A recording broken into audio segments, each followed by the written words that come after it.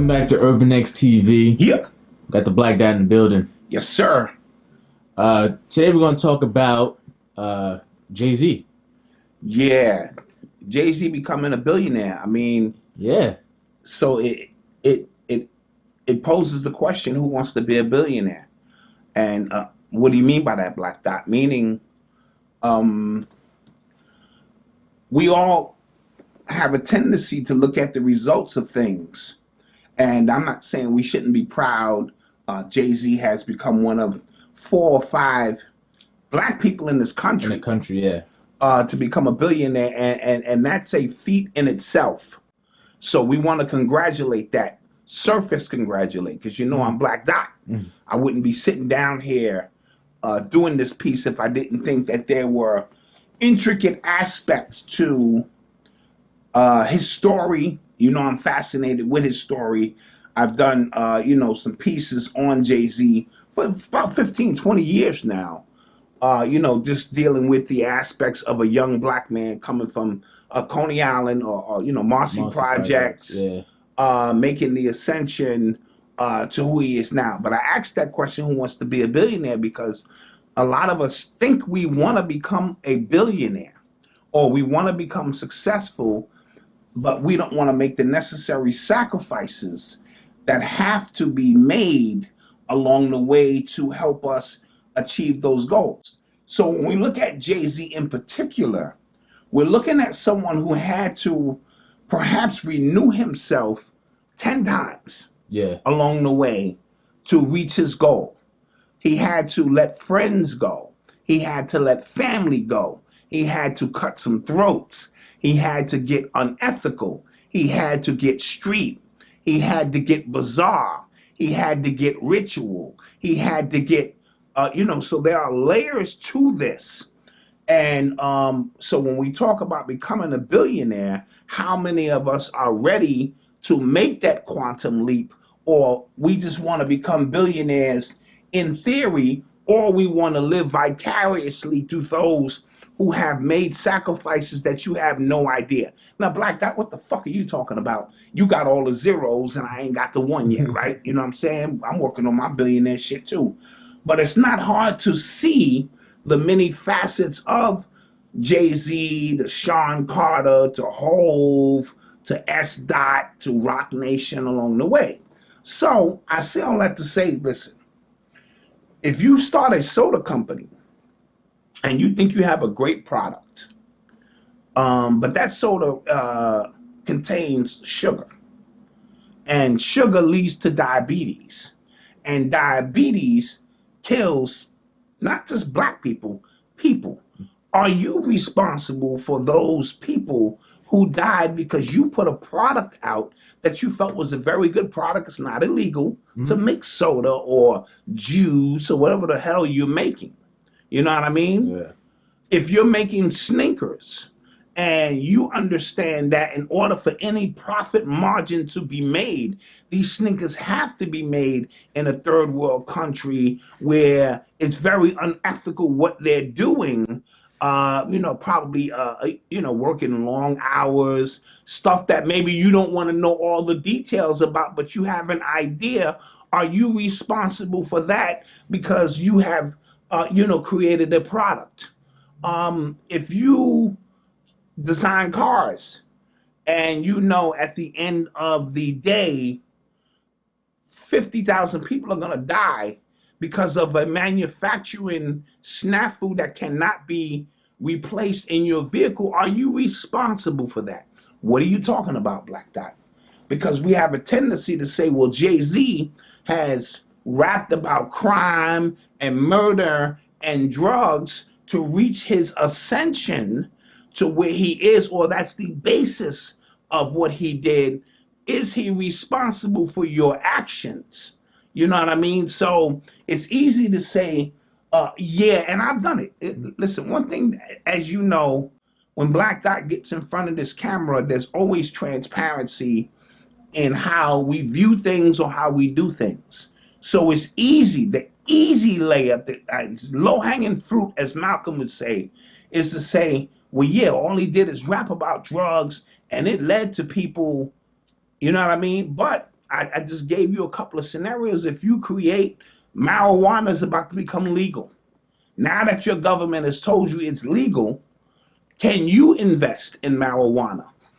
Legitimately put down $100, $200, $300,000 as a part of a dispensary, knowing that when people smoke this weed, they're gonna be car crashes. They're gonna be, you know what I'm saying? Right. Are you responsible for that? And the point I'm just trying to make is when we start talking business on a $1 billion level, right? We're talking about things that are ethical, and we're talking about some things behind the curtain that may appear to be unethical along the way. And is there a fine line and balance between both? And can you sleep at night? You know what I mean? So, because it's hypocritical for us to say, well, Jay-Z made his money this way, or it's even hypocritical to big him up, but then criticize the white man who made the same amount of money Jay-Z did doing the same things. Because when you're talking billions of dollars, you're not even talking black people anymore. You're talking people. Yeah. You're talking just people in general. Right. Right? Because I don't care how many records, if only black people bought Jay-Z's records, he wouldn't be a billionaire. Right. If only black people went to see LeBron James play, he wouldn't be as popular. Can we be clear with that? Right. So we're talking people at some point. When we look at Jay-Z, because you know I'm gonna be all over the place, we're talking about a young man from Marcy Projects whose story probably started in 88, 89, you know what I mean, rapping and this and that. Jazzo, put him on, you know what I mean? But 1996 is when Reasonable Doubt came out. 96, he was on the cover in a fucking gangster suit and basically almost got clowned by niggas in Brooklyn. Because niggas in Brooklyn didn't understand that shit. He was already trying to project himself as a boss. And it didn't go over well. In retrospect, it went over well. Yeah. Right? Mm-hmm. So we're talking about... A lot of people don't like to admit that, but... Yeah, but it's the truth of the matter. And remember, prior to that, he was diggity fast. You know, he was doing all that shit. And then he realized that wasn't going to sell. So he had to create a narrative, a story that bold a little bit different. He hooked up with Dame Dash and Biggs. I'm going to chronicleize this. This is not will be in order. So for my Jay-Z stands, forgive me. I'm just trying to hit some bullet points along the way as we see a 25-year ascension of a man who, you know, became somebody who didn't have anything to become a billionaire. And then I'll re-ask the question again, who wants to become a billionaire? Right. So him and Dame and Biggs hooked up. Now, let's be clear. They wasn't boys like that. They weren't A1 from day one like that. Right. You know, Dame and Biggs is Harlem dudes. Harlem dudes have a different energy. How they get money, how they perceive money, how they will never be broke. How they spend it. How they spend money. You know what I mean? Brooklyn was a little bit more grimy. You know, how they got money. Brooklyn take your money. You know what I'm saying? The Bronx keeps creating it. Brooklyn keeps on taking it. Right. Manhattan keeps on making it. And Queens keeps on faking it. Yeah. You know what I'm saying? Which later Queens, we know, you know, rectified that aspect of the song. So they enter into a deal with Leo Cohen. You know what I mean? Right. We know it was a little bit before that, but let's just go with the Leo Cohen piece. And in entering that deal, they able to own their masters or own a piece of their masters. So they came out the gate dealing with a level of ownership. And talking about that, like nobody else was talking about that, really. When nobody else was really talking about that. Yeah. So you got to give them credit for that coming out the gate, understanding what ownership was about. You know, then they ascend. They do some clothing lines. Roc-A-Wear. The music is great. This and that. But the Forbes list becomes an issue, and the Forbes list starts showing Diddy on that list by himself. This is just my speculation. I think Jay-Z showed up on the Forbes list originally with Dame and Biggs, and I don't think he liked that. You know what I'm saying? I think he, as a Brooklyn individual dude, saw he could be on this list by himself. We began to see the first interaction with corporate America. I don't think Jay-Z liked the way Dame Dash, as the money started coming in. You know, keep in mind, we're talking about young individuals who started having more money hand over foot than they probably would ever think they'd see in their lifetime. Right.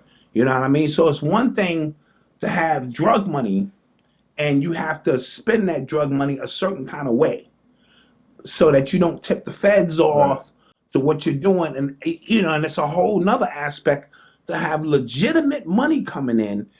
Now you can wash some of the other money and do some other things, right? So I'm skipping along here. I think when Jay-Z got into the corporate realm, he wanted to play a little bit more chess. And Dame Dash wanted to play a little bit more checkers. Let's just, call it what it is. Dame Dash's approach was, now that we're here, I'm looking around, taking inventory. Certain individuals we don't need around here anymore. We can do this on our own. I believe the Forbes list was the first aha moment for Jay-Z to go, look at Sean, look at Diddy Combs. I'm better than him. They don't even fucking rhyme. Right. You know what I mean? And he owns this and he owns that. So I think that was the first move that Jay-Z had to make. But prior to that, Jay-Z understood some things that most artists didn't understand. He had to get into certain markets, right? So that's when you saw him with the UGK guys, Big Pimpin'. Right. You saw him with Jermaine Dupri. You saw him with R. Kelly. Mm-hmm.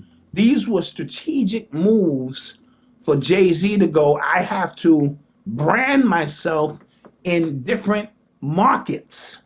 You know what I mean? So that my name rings bells in the South. My name rings bells over here. My name rings bells over here. So Jay-Z began to establish these relationships, getting on songs, this and that, which was clever on his part. Right. Understanding how these things, began to work. Along those way, he also hooked up with some Philadelphia dudes, which made me scratch my head. State Property. The State Property guys. I'm like, wait a minute, Jay-Z's from Brooklyn. Right. Why is he lining up with all of these Philadelphia rappers? Now, don't get me wrong. I understand Beanie Siegel could put it in and was no joke, this and that. It just still made me scratch my head. When you had a lot of dudes from Brooklyn who would have loved to, you know what I mean? Right. But anywho, he aligns himself with some guys who ain't from Brooklyn.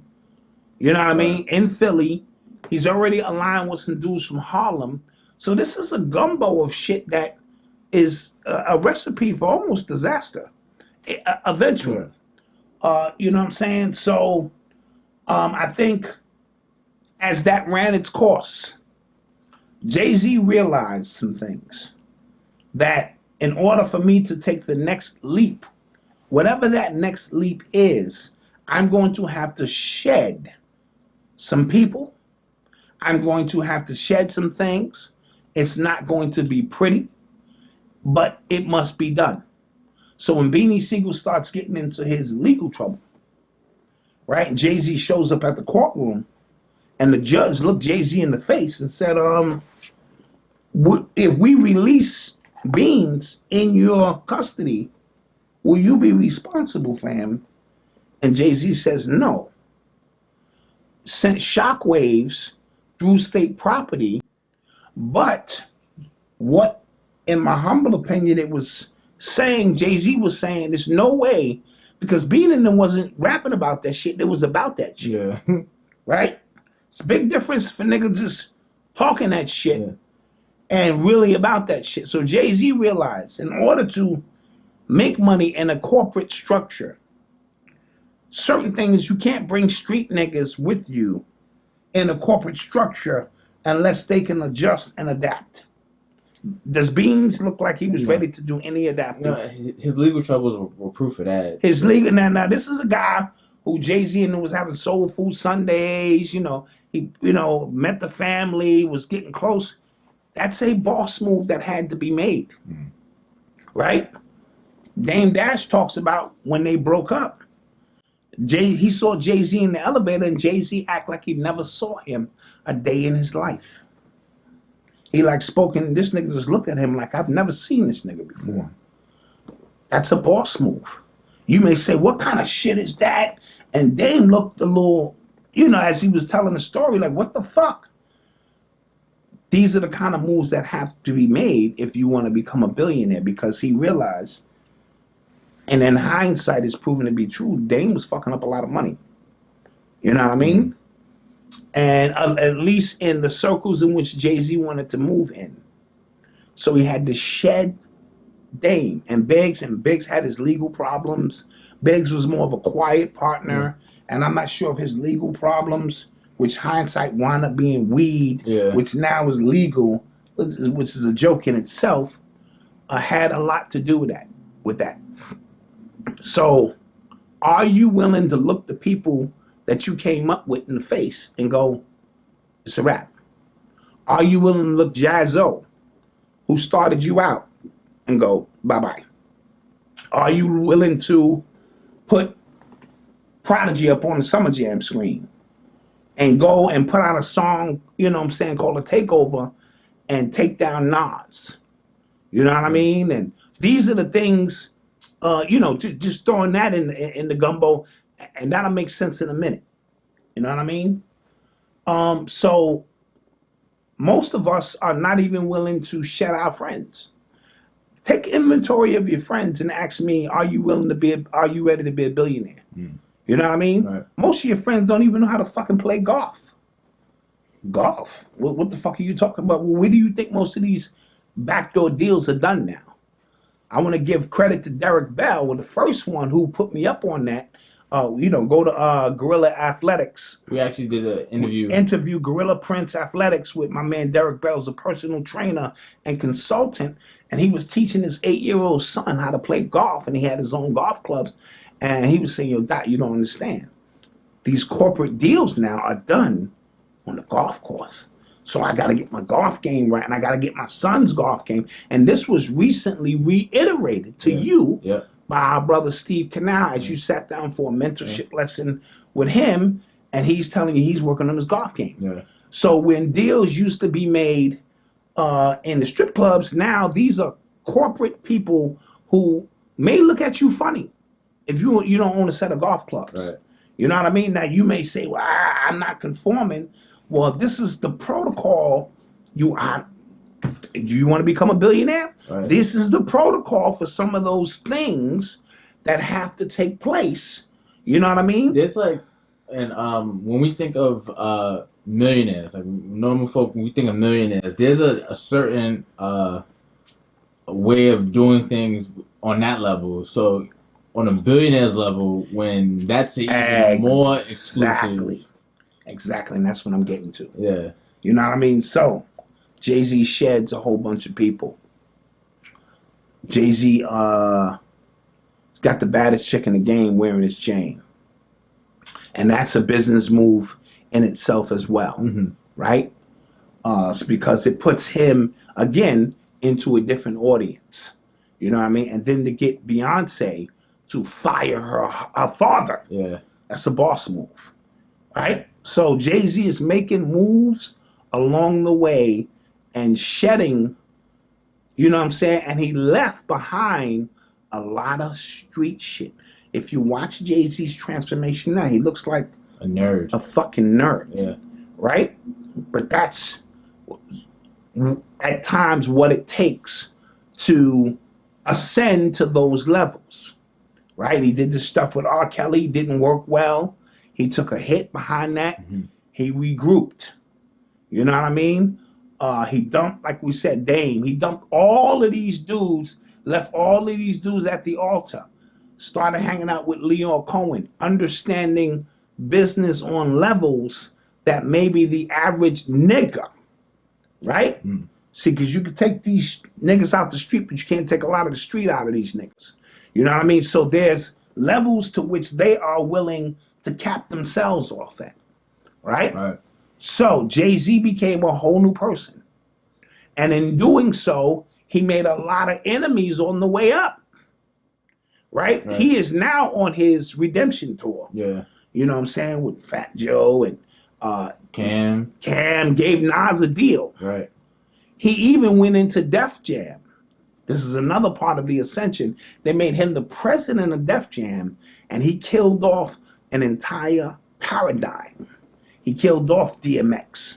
He killed off Redman. He killed off Method Man. He killed off LL. He killed an entire paradigm of music. Now, I don't know if that was a part of the ritual process, but he made a lot of enemies with real hardcore hip-hop fans. And then he signed what? Jeezy. He signed Rick Ross. He signed those who were pushing a different narrative, drugs and all that kind of, right? While he was doing that, Diddy was intoxifying the culture with cheap liquor and Ciroc. While he was doing that, Leo Cohen started putting the culture on Percocets and in dresses. While he was doing that, Dr. Dre was selling cheap fucking headphones, distorting the sound of the culture with them fucking cheap ass beats and all that other shit with Jimmy. Yeah, they're cheap fucking headphones. While he was doing that, Ice Cube was putting out meaningless movies that meant nothing to the culture. While he was doing that, I don't know what the fuck Snoop was doing. You know what I'm saying? He was doing reggae albums and cooking shows. While he was doing that, Rick Rubin, who actually loved the culture, distanced himself from all of that because he didn't want nothing to do with that. He was about the music. While he was doing that, Russell Simmons, the original gatekeeper, probably riddled with all the fucking guilt from selling out the culture, along with his sexual transgressions, decided to flee the country. While he's doing that, all of these real people who are unseen of Jewish persuasion and other higher-ups were benefiting from privatizing prisons as a result of all of these things. Liquor, partying, drugs. Percocet leads to where? Yeah. Jail. Prison. Yeah. So prison. So we have a pipeline. We have a system in place. So let's not gloss this shit over. This shit is deep. You understand my point? So who wants to become a billionaire? You know what I mean? So there's the shit that takes place in front of the curtain. You know, you're making donations and you're doing documentaries, and Jay-Z's doing some great work. And then there's shit that take place behind the curtain. You know, I'm on my Black Dot shit. You know, I'm always going to be on my Black Dot shit. You know what I mean? And what was the body count? Metaphorically speaking, physically. You know what I'm saying? How many people had to die for him to, you know what I mean? Right. It's easy now in retrospect, like I said, to extend the hand. He just did a great deal with Jaz-O. You know what I mean? Giving Jaz-O a deal. And shout out to Jaz-O, and I'm happy for that, because what's beef?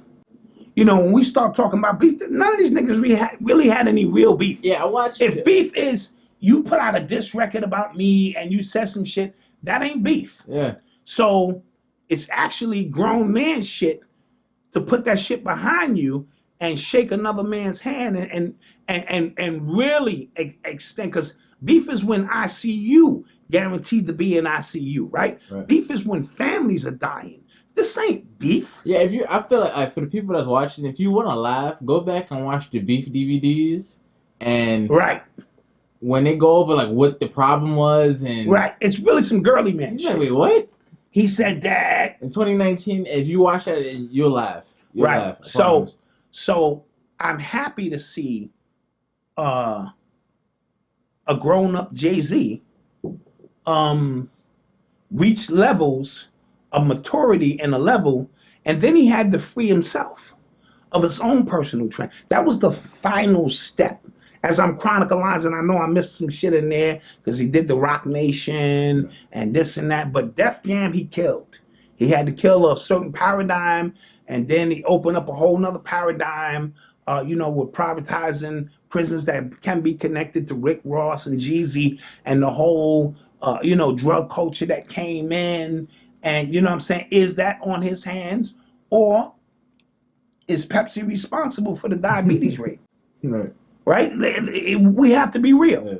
So a lot of us create our own little companies, our little brands, and we happy just being in our own little, I did a few sales, because it keeps us, it insulates us from having to take that next level when, all right, I'm manufacturing clothes now, but now I got to go get my clothes from overseas because of the volume of clothes I'm moving. So now some Chinese Ming Lee is in some sweatshop making this shit at a dirt price because now that's the only way we can cut a profit.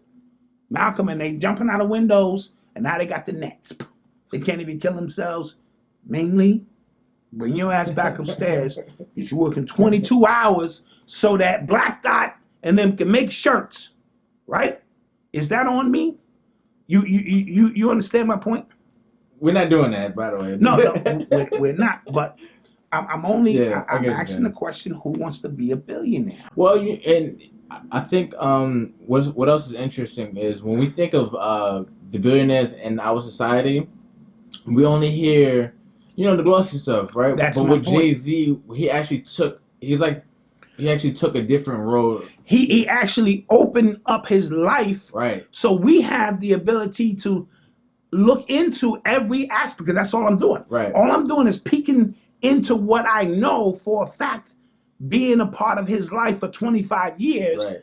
Whereas the DuPonts and the Roc-A-Fellas and all of them, we read books about the crimes they committed, but we don't have a personal connection. Right. So now we're scrutinizing Jay-Z on a level because we know you sold drugs. You told us. Right. We can only speculate what the Roc-A-Fellas did, or the DuPonts, or the Rothschilds, or the Bush family, the crime families, Getty family, the Getty family, all of these families who, in retrospect, will go down as great organization and institutions. Because one day the S. Carter Foundation may be a foundation that feeds thousands of kids.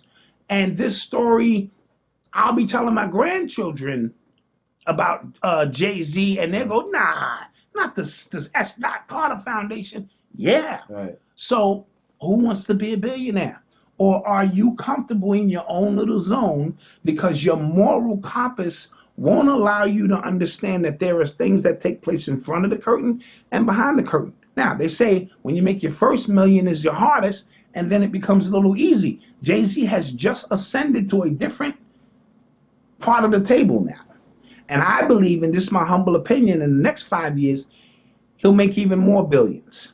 You know what I'm saying? Because now he can sit down with other individuals. There are levels to this shit. Right? He can sit down with other individuals.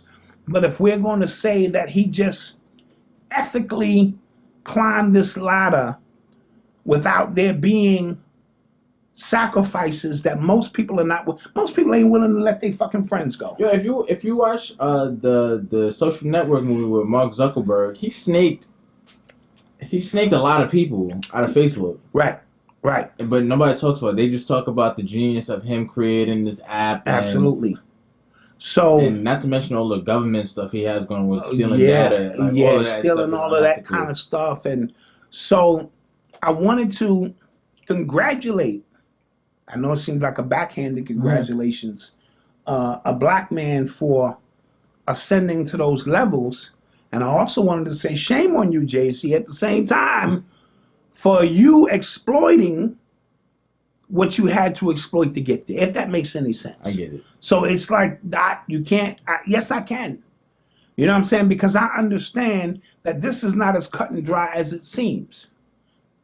You know what I'm saying? So I do recognize all that he has achieved, and I do know that there's a trail of bodies along the way at the same time. Icons. Celebrities covering one eye who are sworn to secrecy to mislead the masses into a life of negativity by way of destructive behaviors, i.e. drugs, sex, violence, etc. Most of these celebrities you see in the music industry and in Hollywood have taken a sworn oath to protect what they have going and to have you being misled by using drugs, violence, and all of these other crazy behaviors. Be careful. Beware of those who are pointing at one eye, covering one eye, or trying their best to shut down your first eye. Log on to urbanx.nyc for the latest in apparel, or shop urbanx.com to pick up the latest in our not so subtle teas, and we thank you for your support. Peace. So I'll ask the question again, who wants to be a billionaire? You know what I mean? Or are you comfortable, because we did a joint on branding, are you comfortable when you're in your own little zone, selling your little, whatever it is you're selling, and you're happy with that, and then gonna scrutinize another man, and that's Jay-Z's journey. He's one of 5 people. Yeah. Wow. Right? Yeah. And we know Diddy is right behind him. It's right behind him. Dr. Dre. Rihanna just 600 million. So you selling makeup. How many animals had to die for that makeup? How many animals had to die for you to have your cheeseburger? Is that an unethical aspect of things? So we can start looking at things to realize, in order for you to reach certain levels in this country, even if you're selling stock and the stock is connected to slaves or, companies that, so where do we go from here when we start saying something is unethical or something is ethical? And I only say that to say, you have to take it, for what it's worth. When you shake Jay-Z's hand, know and understand that there are levels to that, even to that handshake, right? And like I said, the final ascension was himself. He had to get over his own personal transgressions, cheating on his wife, insecurities, this and that. So, and become a family man, a father. Now when you see him with his children and understand, so why he shed Beanie, he shed Dame, he killed Def Jam, he started a drug culture, and all of these things, and Rock Nation, and this and that, and boom, boom, boom. The final one was himself, freeing his moms, with whatever her personal journey was. And now when I look at him, I see a free man. Was free. You know what I mean? So it's a real deep concept that I just wanted to put out here and share with our people. Nothing is as cut and dry as it seems. $1 billion is not a lot of money, but it is a journey to get there. You know what I'm saying? And if it was that easy, why don't you do it? And if you think you can do it all in front of the curtain, prove it. You know what I mean? Prove it. Not saying it can't be done. There are probably billionaires who are anonymous, who have just made their money through investments or whatever the case may be. But this man's life was an open book, or most of it. Right. So when you sit down and you shake Hillary Clinton's hand, know that she's in the spirit cooking. Know that they're into sex trafficking. There are levels to this.